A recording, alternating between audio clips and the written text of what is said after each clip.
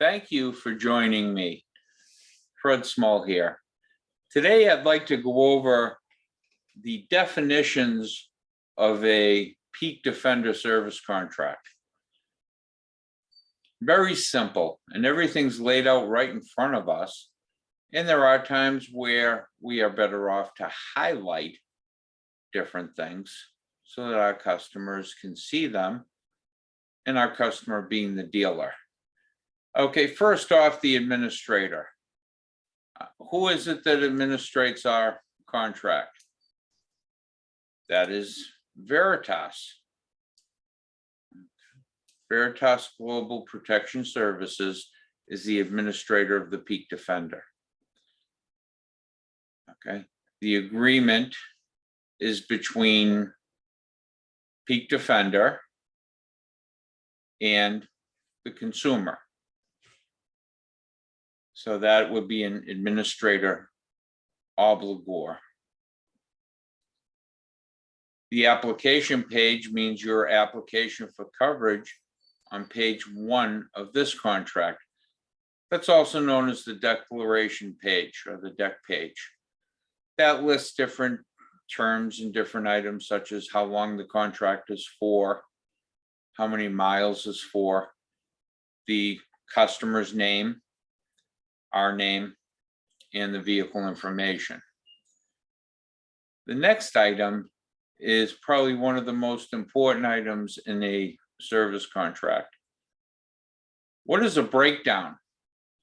A breakdown means the failure of any original or like replacement part covered by this agreement to perform its intended functions in normal service, providing it has received all scheduled maintenance at the proper intervals recommended by the manufacturer in the owner's manual.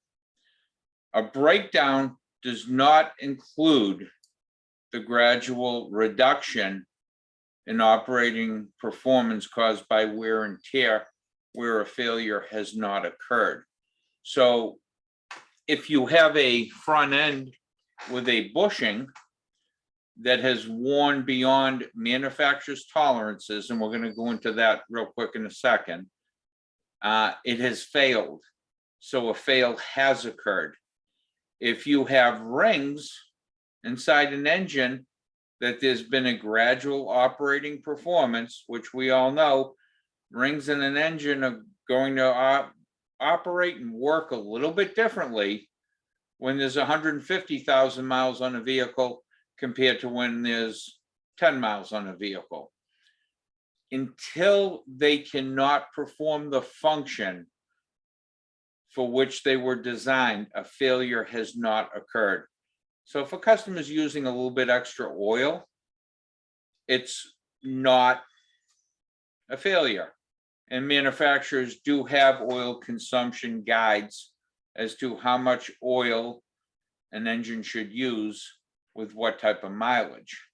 We're going to jump ahead real quick to number 10.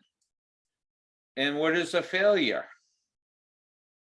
A failure means the failure of a covered part under normal service.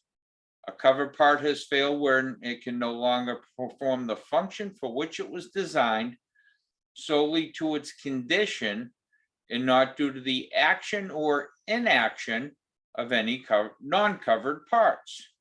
In addition, a failure will deemed to have occurred when a covered part has worn beyond the manufacturer's tolerances allowed for the particular vehicle at the mileage when the problem occurs. So this is true wear and tear coverage. The difference between a good contract and a crappy contract is definitively found in here in these definitions.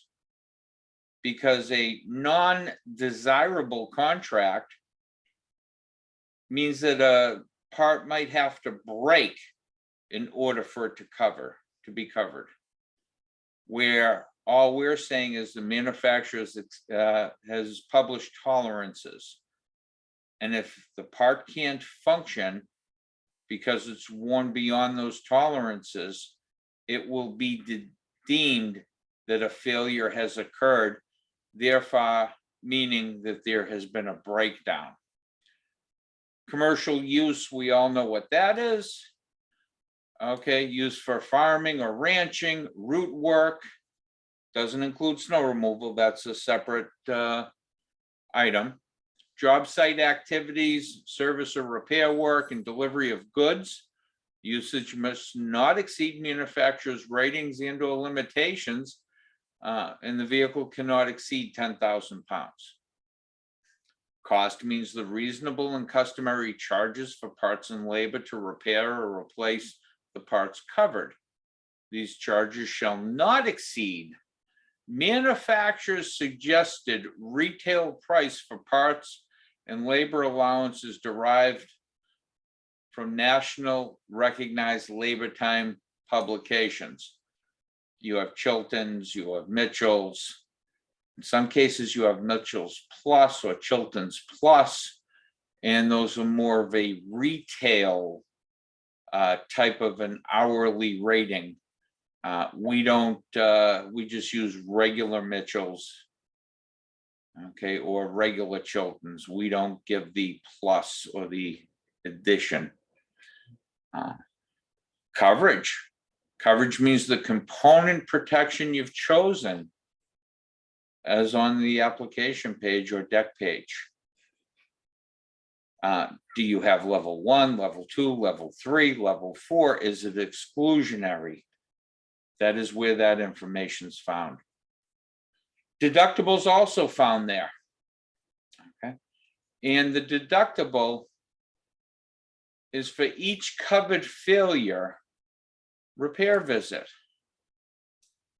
So if you have 3 items that have failed, you would owe 3 deductibles. And that differs between contracts. So it's something you need to make note of. The dealer or seller means the store from whom you purchased it. Option means an additional amount charged to you for coverage under this contract and indicated on the application page. Surcharges, in other words, sometimes.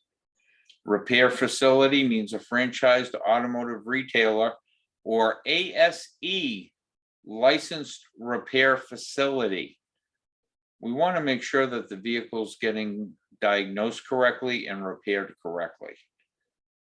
Unless otherwise provided, repairs performed by any facility must receive authorization from the administrator prior to beginning repairs. The vehicle means the vehicle which is described on the application page. It cannot be used for rental, emergency, or hire purposes. We, us, and our, I think we know what that means. The obligor of the contractor, Central Administration Service Corp. Inc., which is good folks at Veritas. Okay, the vehicle service contract or the administrator is insured by a contractual liability policy from Old Republic Insured Automotive Services Incorporated. They are a large insurance company. There is proper backing. So God forbid, Central Administrative Service Corporation wasn't around or wasn't available. Old Republic has issued an insurance policy to take care of these customers.